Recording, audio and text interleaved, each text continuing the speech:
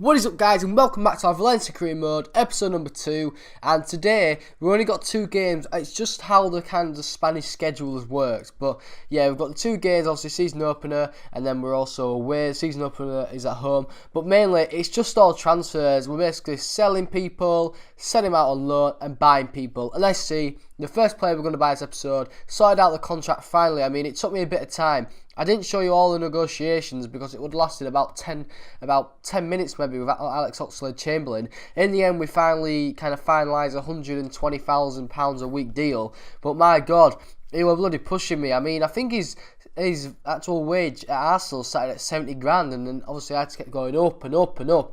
And, you know, he made me pay a bit more money than I wanted to, but hopefully it will be a good signing. Hopefully it will be beneficial to me as well, because, you know, the last few FIFAs, not on YouTube, but the last few FIFA career modes that I've done, you know, you buy Alex Oxlade-Chamberlain and he doesn't really grow, so I'm hoping he actually does grow this time, because, you know, like I said, the last few career modes I've done, which are not on YouTube, he hasn't really grown for me. But anyway, as you also saw, we are trying to do a deal for Korea now.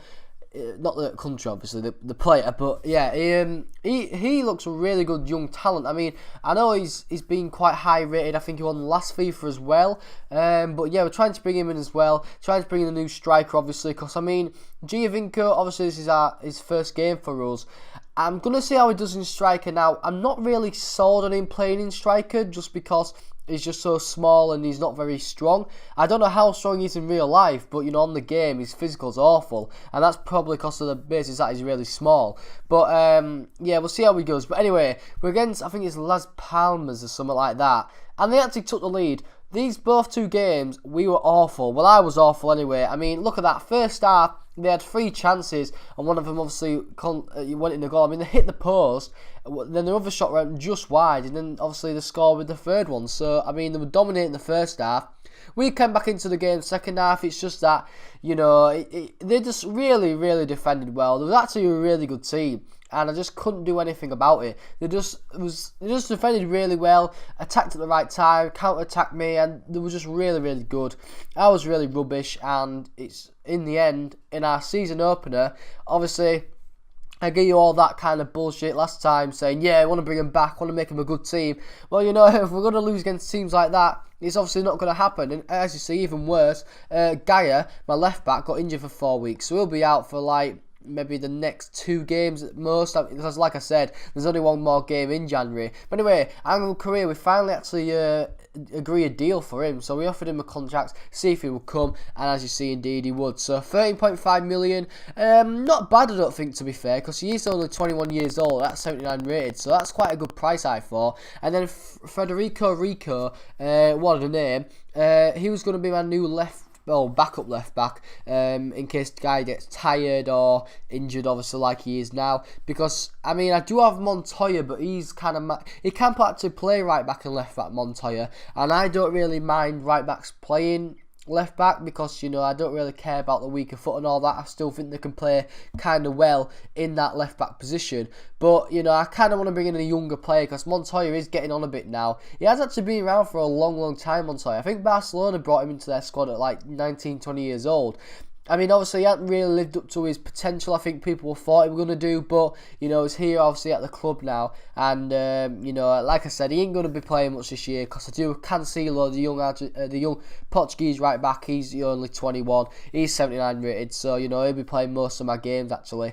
I'll just probably play Montoya when, you know, he's tired or injured. But anyway, my second game against, I think it's Ebiol. I'll learn all the Spanish names and that. It's just, obviously, I ain't really, well, when I say I've had time, but I ain't really kind of focused on kind of like learning the Spanish names, but like I said, I will. But anyway, we draw again. I mean, 2 games, 1 point, haven't scored.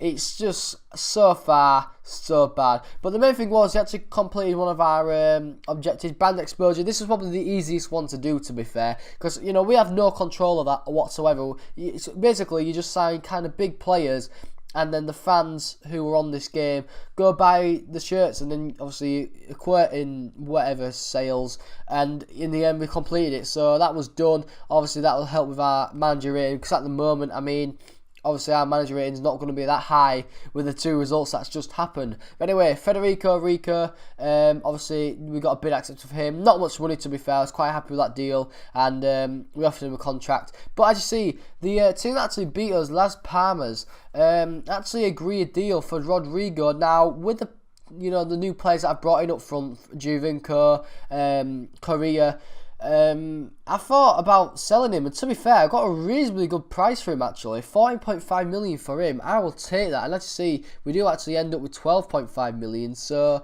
I was thinking about a new player. Obviously, it was deadline day now, and I thought Bakambu was that man. I mean, 20 million, a bit steep for what I wanted to pay for him. And actually, it probably was a bit steep actually, because Villarreal just accepted it straight away. And the good thing about it was, though, he didn't really have a big contract, so it kind of helped us in that aspect. But as you see, Osberg actually came in for my second goalkeeper, and we actually agreed quite a high deal for him. I mean, he's only 75 rated, and they agreed to actually buy him for 7 million, so we also got a bit of profit on him. And then in the end, we also signed Bakambu, so he probably will be my new striker. We'll probably shift Giovinco out to the left wing now. Nani is injured for 4 weeks as well. But anyway, as you see, do also sell our second goalkeeper, and then that was it for deadline day. So you'll see soon my summer transfers what I signed. But anyway, these 2 players, Coelho, just said that so wrong, and Zaza, both low knees, just don't need them anymore really, so they was gone. And then as you see, these will be my these are my summer signings that I've made. Made up quite a few good signings, I thought. Paid a bit more than I've wanted to with some, but the main thing is we've got them into the club, and hopefully they'll obviously perform at the same time, because I hate bringing in new players, and especially with the amount of new players that I've brought in, I'm just hoping they gel well and play well together, because I hate it when players that you buy for quite a lot of money are just rubbish on the game. But yeah, happy with obviously the transfers that I've made, but with the new players that we've brought in, I hope they'll turn the results round, because this episode, it was not acceptable. We just played very, very poorly,